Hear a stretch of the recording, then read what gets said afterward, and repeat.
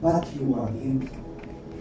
Hindi yung tinatawag lang natin siya dahil may kailangan tayo sa Kanya, pero dahil kailangan natin siya. Minsan, mga kapatid, last option na lang natin si Lord. Nangyayari ba yun? Na kung saan ay alam naman natin na si Lord lamang ang makapagbigay ng lahat.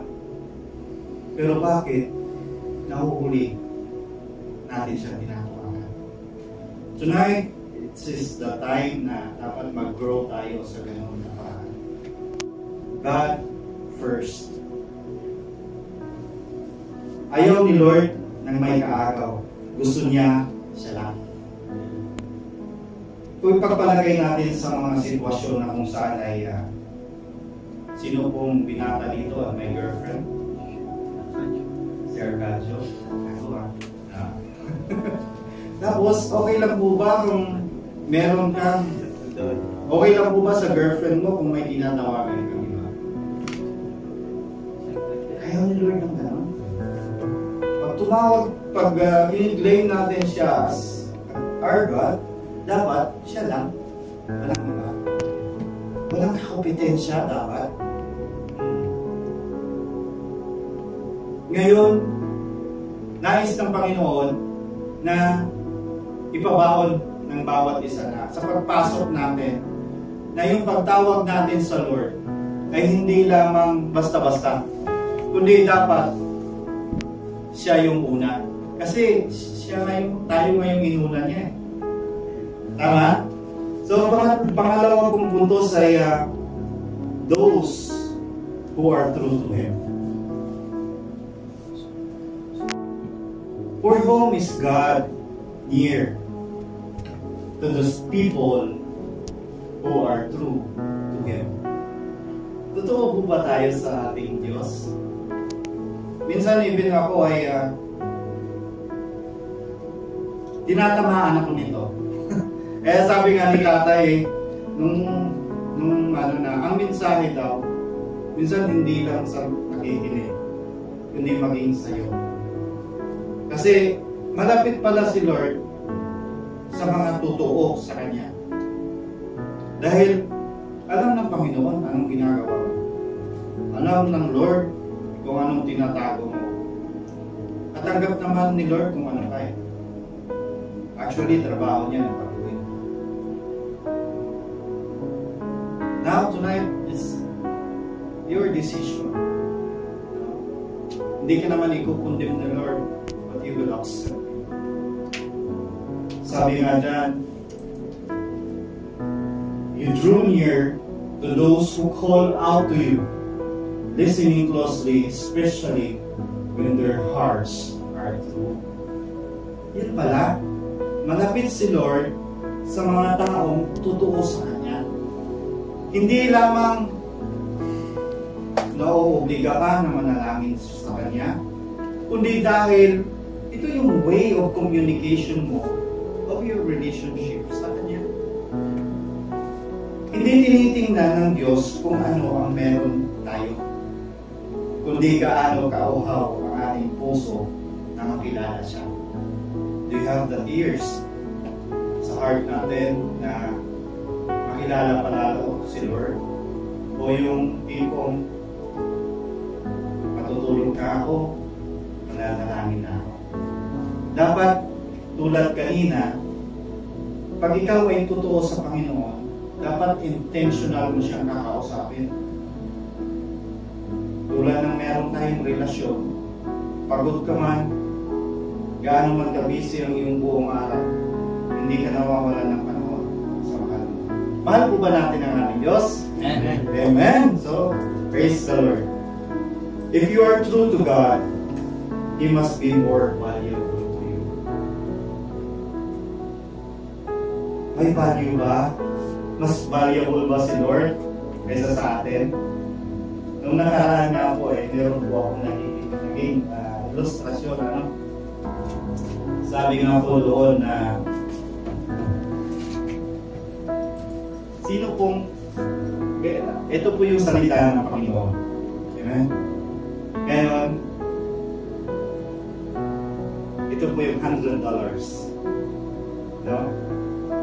Sino ba yung pipiliin? Ano ba yung mas gusto mo? Itong salita ng Diyos o itong $100? Minsan ito yung ino-offer ng mundo. Kahit 1,000,000 to mga kapatid, mauubos. But ito eternal. Kaya malaman na dapat malaman na nais ng Lord na maging totoo ka sa Kanya dahil ito yung binibigay niya sa iyo. Ang eternal, hindi pang temporaryo. Amen? Masyado naman tayo seryoso. Tayo mga po tayo, palapakan natin si Lord.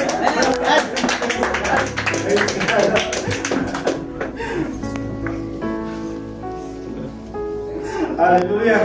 So, those who are true to Him, being true to God is being dying also to yourself. Hallelujah. Pag gusto mo natin maging totoo tayo sa Diyos, dapat mamatay tayo sa sarili natin gusto. Sabi nga die daily.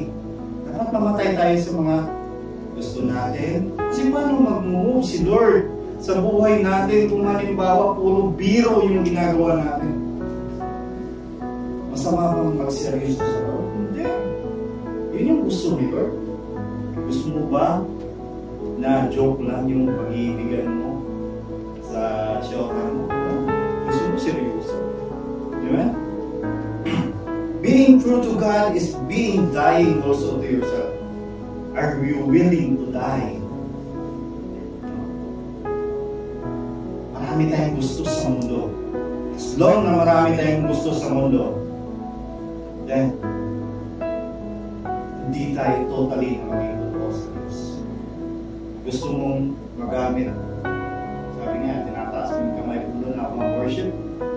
Lord, use me. Mightily, Lord. Paano ka gagamitin ng Lord kung half-hearted ka sa Kanya? Amen. Sometimes, masakit na salita ng Panginoon, but it will help you to grow.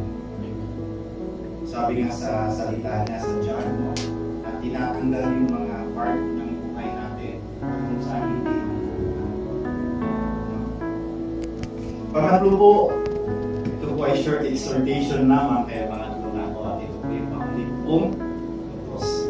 Yung muna po kanina, malapit ang Panginoon to those people who call Him.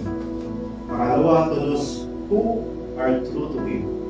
At ang pangatlo ay to those people who fear Him. Sabi nga po dyan sa Psalms 145 verse 19, He will fulfill the desires of those who fear Him. He also will hear their cry and save them. Mga kapatid, yung fear na yan ay hindi yan yung fear na kasi ayaw ng Lord na mamukay ka sa takot, kundi mamukay ka sa pag-ibig. Yung fear na yan ay alam ni Arcadio yan, isa yan sa mga napag-usapan na doon na naging topic din namin is tinatawag na reverence. Yung paggalang. Fear God is the beginning of wisdom. Amen? And fear God is showing reverence to God. Obedience is the indication of fear in God. Ulitin ko ako. Fear God is the beginning of wisdom. Fear God is showing reverence to God. Obedience is the indication of fear in God. Kaya mga kapatid, no? Sa buhay natin ay yung reverence na yan, paggalang sa Diyos ay yung takot na gumawa ng mali. No. Ng sin. No? Yung alam mo ng mali ito, hindi pagbabasa ng Bible ay mali. So dapat i-push natin yung sarili. The Holy Spirit is willing. Willing ang Lord